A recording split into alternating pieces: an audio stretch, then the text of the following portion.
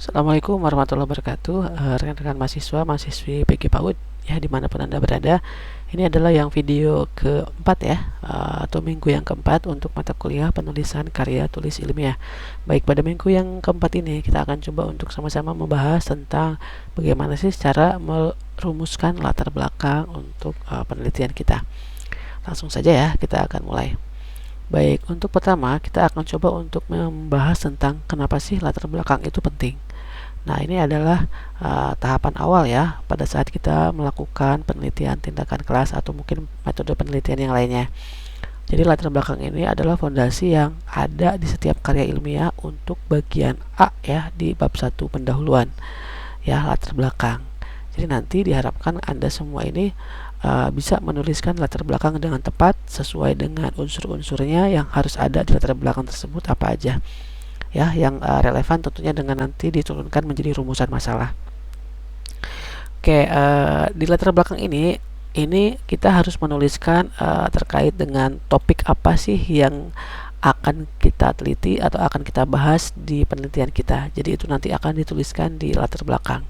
Kenapa penelitian ini penting, apa manfaatnya, kemudian fenomena nyatanya apa, ya data-data yang ada yang Anda setelah dari observasi awal bagaimana, itu dituliskan di latar belakang.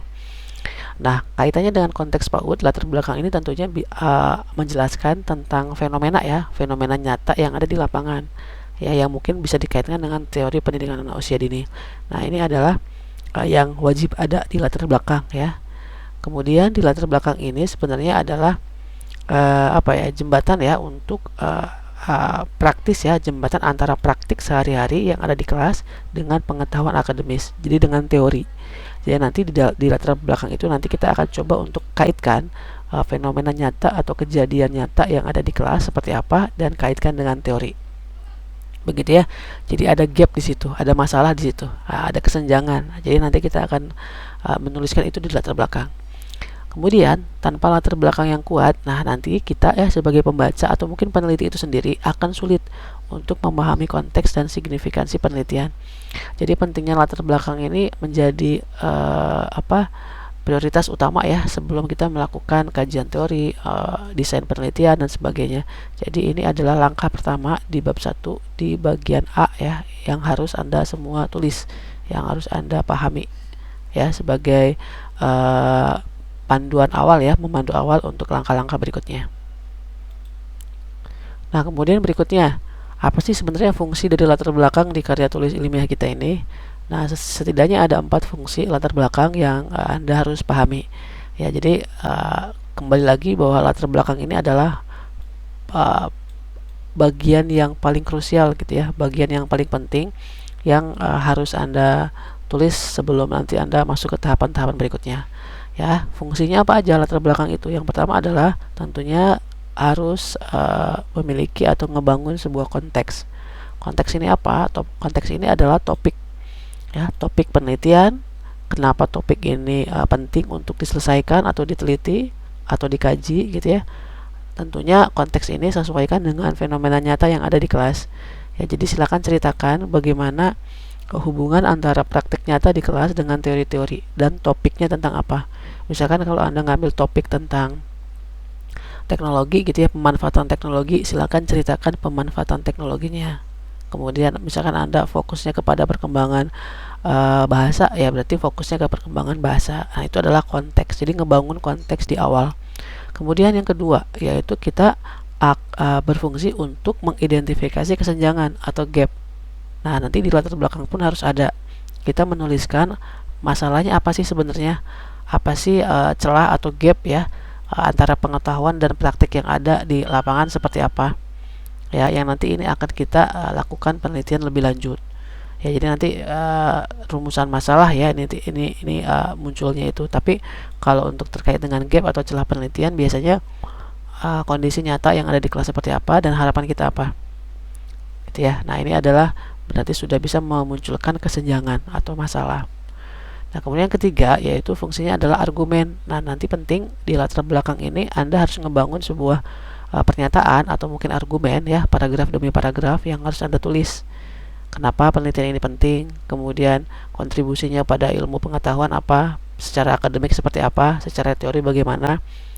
Nah, gitu ya. Jadi ini harus dituliskan ya, terkait dengan masalah, terkait dengan teori kebaruannya apa.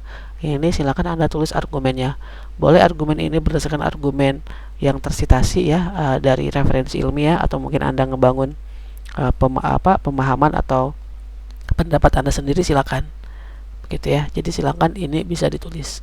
Nah, kemudian yang terakhir, fungsi dari latar belakang ini adalah untuk mengarahkan peneliti. Nah, jadi kalau latar belakangnya memang sudah jelas, sudah terukur gitu ya, sudah memang menunjukkan apa masalahnya, kemudian apa manfaatnya, kemudian hubungan dengan teorinya apa, ya ini artinya jelas. Artinya latar belakang ini sudah bisa memandu kita, mengarahkan kita sebagai peneliti untuk bisa nyampe ke tujuan akhir, nyampe kepada kesimpulan ya, sampai nanti bisa ngedrive kita untuk bisa selesai penelitiannya. Sehingga latar belakang ini begitu penting ya, yang harus Anda tulis di awal-awal. Nah, kemudian pertanyaan berikutnya adalah, saya harus menuliskannya apa aja, unsur-unsur yang ada di latar belakang itu apa aja ya, poin-poinnya, biar nanti mungkin kita tidak tidak acak-acak gitu ya, tidak kontekstual, atau mungkin tidak berurutan. Nah, ini setidaknya ada 3 unsur ya, ada 3 hal atau 3 komponen yang harus ada di latar belakang. Yang pertama, munculkan di latar belakang itu adalah terkait dengan cerita atau mungkin kondisi nyata, fenomena nyata ya. Silakan di latar belakang itu tuliskan atau gambarkan situasi, kondisi, atau permasalahan yang benar-benar terjadi di kelas ya, atau mungkin di lapangan. Oke. Nah, ini adalah mungkin di paragraf 1, paragraf 2 ini langsung saja untuk menceritakan fenomenanya apa. Apa yang Anda observasi kemarin, datanya seperti apa. Tolong sampaikan di paragraf-paragraf awal. Silakan untuk menggunakan data ya, hasil observasinya seperti apa, temuan awalnya kayak gimana. Nah, ini untuk apa? Untuk memperkuat deskripsi nyata atau deskripsi fenomena itu. Jadi misalkan di fenomena nyata itu contohnya kayak gimana sih? Misalkan setelah melakukan observasi awal gitu ya, teramati bahwa ada 10 anak yang memang masih belum berkembang sosial emosionalnya. Nah, itu kan berarti sudah menggunakan data ya. Setelah kami observasi gitu ya, ternyata banyak siswa yang kurang termotivasi untuk menyelesaikan tugas yang diberikan oleh guru. Nah, itu adalah fenomena nyata ya, atau kondisi real yang terjadi berdasarkan data atau hasil observasi, atau mungkin berdasarkan wawancara, atau mungkin berdasarkan studi dokumentasi ya. Silakan sampaikan di paragraf awal untuk menjelaskan fenomena nyata. Oke, gitu ya. Nah, kemudian yang kedua yaitu adalah harus ada kesenjangan, harus ada gap. Tadi kemarin mungkin di video sebelumnya kita bahas bahwa apa sih itu masalah. Masalah itu adalah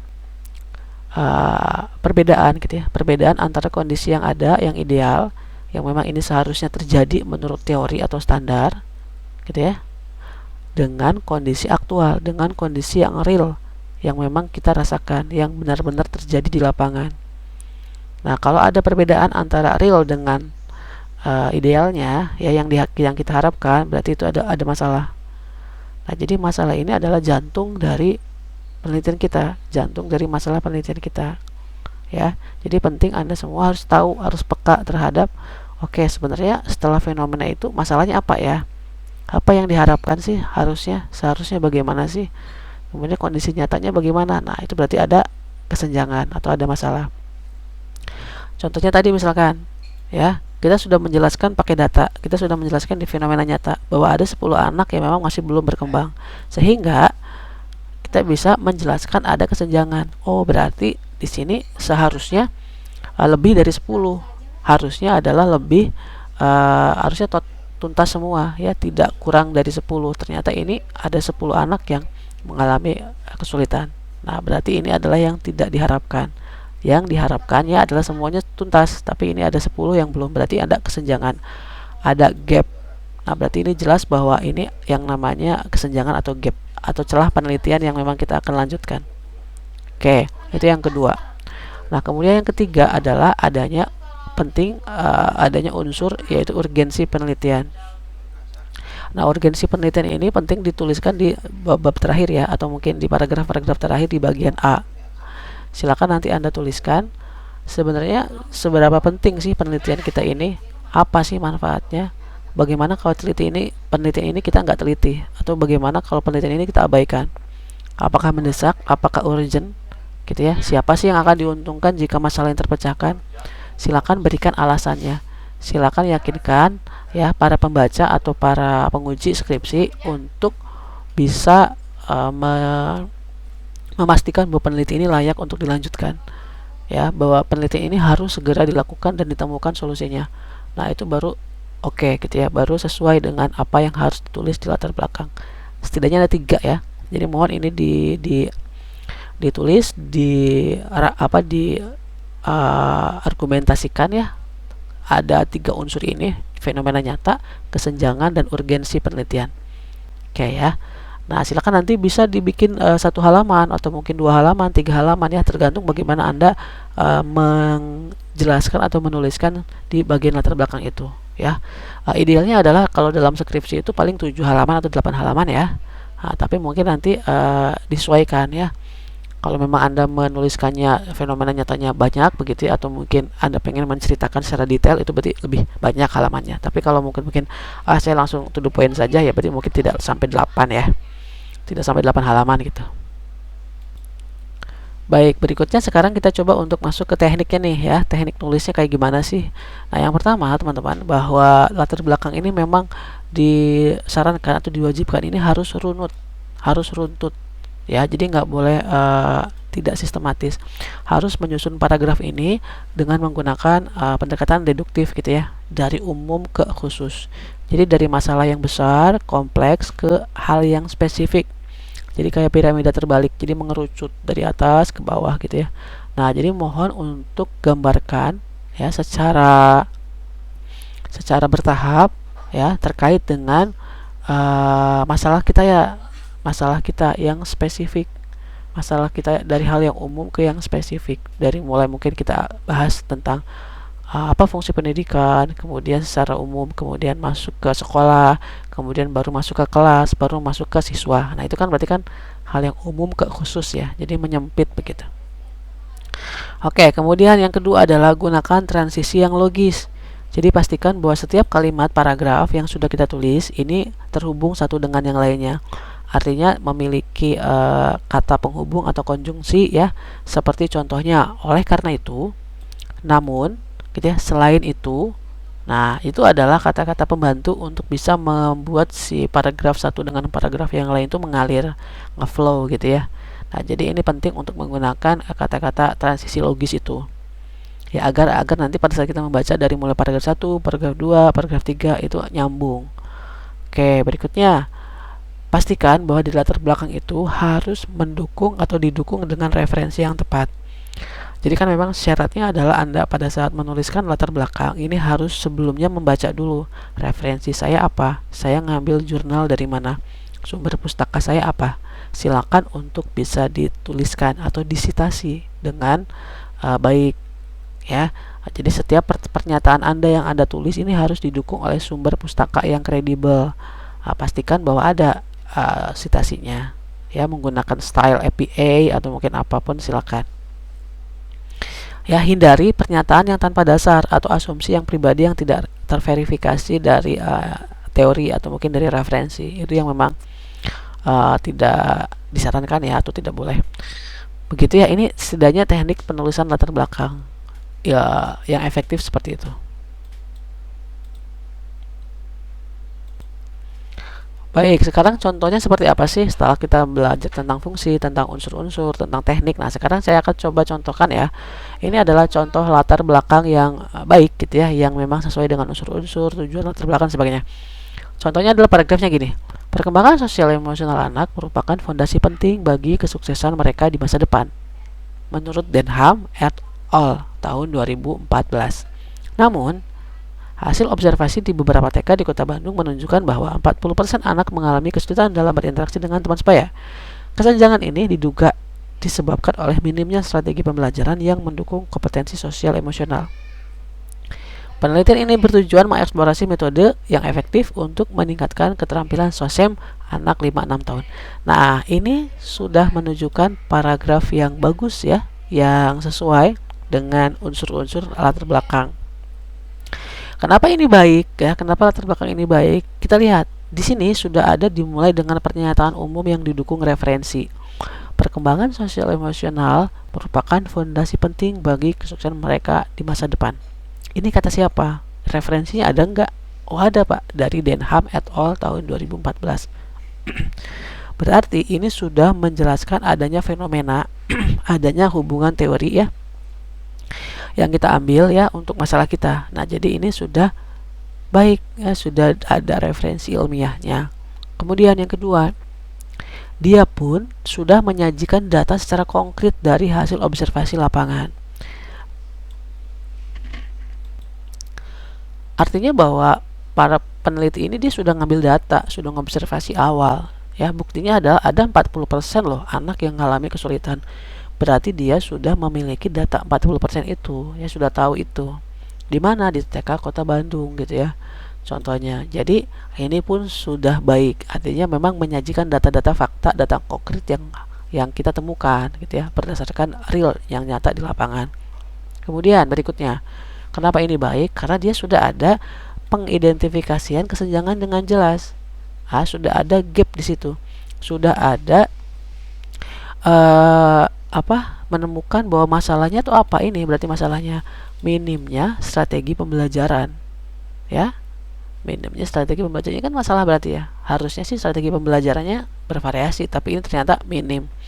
Berarti itu kesenjangan. Itu masalah, berarti gap. Oke, yang ketiga ya, kenapa baik? Karena yang keempat terakhir, kenapa ini baik? Karena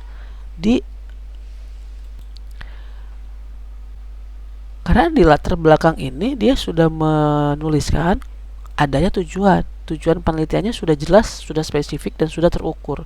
Berarti dia sini sudah bagus ya, sudah ada bahwa ini manfaat loh penelitian ini kalau diselesaikan. Ini ada dampaknya loh, ada impactnya loh kalau penelitian ini diselesaikan. Nah, sehingga ini adalah contoh latar belakang yang baik. Ya, setidaknya ini adalah satu paragraf yang sudah memiliki 3 unsur di latar belakang yang baik. Nah, nanti Anda penulisannya pun ya sebaiknya seperti ini. Tapi nanti bisa saja satu paragraf ini nanti Anda breakdown atau Anda elaborasi lagi menjadi beberapa paragraf. Jadi misalkan ini dari mulai sini ke sini ya, ini bisa jadi 2 paragraf atau 3 paragraf. Kemudian ini bisa jadi 2 paragraf atau 3 paragraf. Ini pun sama ya, jadi dikembangkan lagi si tulisan ini. Ini pun dikembangkan lagi sehingga kalau sudah runut seperti ini ya kita sudah sudah siap gitu ya untuk bisa menyajikan latar belakang dengan sistematis, dengan runtut dan sebagainya. Nah, berikutnya ini adalah kesalahan-kesalahan yang harus Anda hindari pada saat penulisan di latar belakang. Ya, jadi ini ada kesalahan-kesalahan yang memang sering ditemukan ya pada saat saya menguji skripsi atau mungkin membaca hasil penelitian mahasiswa semuanya. Yang pertama adalah hindari pernyataan yang latar belakang ini terlalu umum. Ya, jadi jangan sampai nanti kita menuliskan latar belakang ini panjang kali lebar gitu ya, tapi tidak mengarah ke spesifikasi masalah kita. Misalkan gini, pendidikan itu penting. Iya, benar pendidikan penting gitu kan ya. Cuman jangan terlalu banyak lah ya dalam menjelaskan tentang pendidikan itu penting. Ya cukup 1 kalimat atau mungkin 1 paragraf. Jangan sampai nanti berhalaman-halaman gitu ya. Ini berarti masih umum. Ya, silakan nanti fokuskan saja pada masalah spesifik yang ingin Anda sampaikan tuh apa sih sebenarnya. Jelaskan itu aja gitu ya. Jadi jangan terlalu banyak terkait dengan konsep-konsep yang bersifat umum. Nah, kemudian yang kedua, di latar belakang ini kebanyakan masih ada yang memang menuliskannya itu hanya argumen sendiri atau tanpa referensi. Setiap klaim yang kita tulis ini harus ada sumber pustakanya, harus berdasarkan citasi yang sudah kita miliki. Jadi jangan hanya mengandalkan pendapat pribadi atau argumen saja. Jadi pastikan itu semuanya tersitasi. Ya, ada bukti referensinya yang jelas. Ini sebagai dasar ilmiah yang kuat. Ya, jadi saya sering baca di beberapa skripsi itu banyak yang masih referensinya nggak jelas begitu ya, tidak ada dicek di daftar pustaka, kemudian tidak connect terkait di Mendeley dan sebagainya. Itu yang kedua. Yang ketiga, nggak logis. Nah, ini pun harus diperhatikan ya, jangan sampai nanti kita membuat latar belakang itu nggak runut alur berpikirnya ya, jadi nggak sesuai, nggak sistematis. Ini nggak boleh. Jangan lompat dari ide satu ke ide yang lain ya.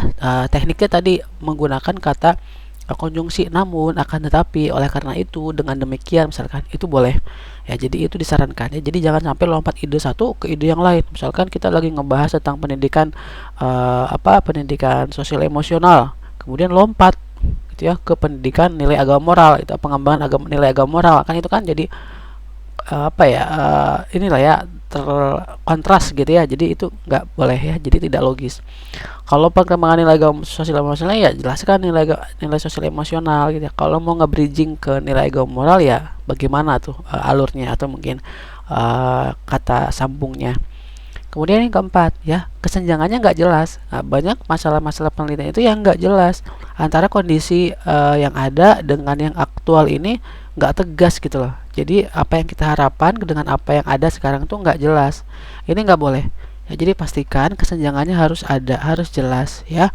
Harus memang benar-benar bisa terukur, kemudian operasional dan bermakna tentunya, dan memiliki manfaat untuk penelitian ini bisa diselesaikan. Begitu ya, ini kesalahan-kesalahan yang harus Anda hindari sebagai penulis. Nah, terakhir mungkin dari saya di video kali ini, bahwa ya, kita sudah mengetahui latar belakang itu seperti itu. Kemudian langkah selanjutnya apa? Langkah selanjutnya memang teman-teman, bahwa tidak ada tulisan yang langsung bagus, tidak ada tulisan yang langsung jadi ya tanpa revisi. Pastinya setiap yang sudah kita tulis ini harus ada review ulang ya, harus mempraktekkan itu ya. Jadi jangan sampai kita belajar teori saja tapi tanpa praktek, harus mempraktekkan ya. Caranya bagaimana? Ya, misalkan yang pertama nih, kita harus tahu dulu topik penelitian yang kita mau, yang kita akan teliti apa, yang kita minati apa ya dalam bidang PAUD. Nah, kemudian yuk kita mulai susun draft latar belakangnya. Nah, cara nyusunnya gimana? Ya tadi kita mulai identifikasi fenomena dulu ya. Pilih situasi nyata di lapangan PAUD yang menarik perhatian Anda. Misalkan Anda mau ngambil terkait dengan pengenalan pra membaca, pengenalan pra menulis. Nah, itu kan itu masalah ya, itu memang ada fenomenanya. Silakan Anda ambil itu, topik itu. Nah, kemudian setelah itu kita cari referensi. Kita kumpulkan jurnal, kita kumpulkan buku yang sesuai dengan argumen yang Anda tulis di latar belakang. Ya, ini memperkuat bagaimana nanti latar belakang kita dituliskan. Ya, citasi jangan lupa ya. Kemudian yang ketiga, baru kita nulis draft. Ingat, namanya juga draft. Kalau draft ini kan berarti belum final ya. Artinya ini masih bisa direvisi, masih bisa ditinjau, yang masih memungkinkan para dosen atau mungkin teman-teman sebaya atau teman-teman mahasiswa yang lain gitu ya, ini bisa ngasih masukan bahwa ini kalimatnya kurang runut, ini kok kayak nggak sistematis ya, ini kok referensinya nggak ada, ini kok masalahnya nggak jelas gitu ya. Nah, ini bisa di share gitu ya, atau mungkin ditinjau oleh teman-teman yang lain, atau biasanya oleh dosen pembimbing, oleh penguji dan sebagainya ya. Jadi pastikan kita latihan ya, susunlah 1 atau 2 paragraf latar belakang dengan struktur yang logis dulu ya. 1 paragraf jadi, kemudian dikembangkan lagi jadi 2, jadi 3, 4. Nah, akhirnya bisa berhalaman-halaman. Kemudian yang terakhir, minta umpan balik, jangan lupa ya. Presentasikan atau bagikan draft yang Anda miliki untuk bisa mendapatkan masukan perbaikan. Begitu ya. Jadi pastikan kita sering ketemu sama dosen pembimbing, sering diskusi sama teman gitu ya, yang memiliki mungkin topik atau mungkin masalah yang sama dan sebagainya. Silakan minta feedback atau umpan balik. Nah, terakhir mungkin ya, ingat bahwa menulis latar belakang ini membutuhkan latihan dan revisi. Gak bisa kita menuliskan latar belakang langsung jadi, langsung bagus, langsung diterima ACC, gak bisa gitu ya. Jadi pastikan penulis latar belakang harus konsisten, harus bertahap ya. Gak apa-apa 1 kalimat kok kayak gini ya, gak apa-apa, jangan revisi dulu, lanjutkan saja dulu, tulis aja dulu gitu ya. Draftnya itu jadikan aja dulu. Nah, baru nanti setelah itu kita bisa minta umpan balik, kita bisa minta revisi dan sebagainya. Jadi jangan takut ya, jangan takut buat kesalahan ya. Setiap umpan balik adalah kesempatan untuk belajar dan berkembang. Nah, jadi jangan takut, jangan kok saya nggak bisa ya, bisa gitu ya. Cuman memang ya belum sempurna aja. Tapi kan tidak ada yang sempurna ya. Yang baik adalah skripsi yang selesai ya, bukan yang sempurna. Itu aja mungkin dari saya video kali ini ya. Selamat menulis, selamat membuat latar belakang di bab 1 pendahuluan ya. Mudah-mudahan bisa dipahami dan bisa dipraktekkan. Terima kasih, mudah-mudahan bermanfaat. Assalamualaikum warahmatullahi wabarakatuh.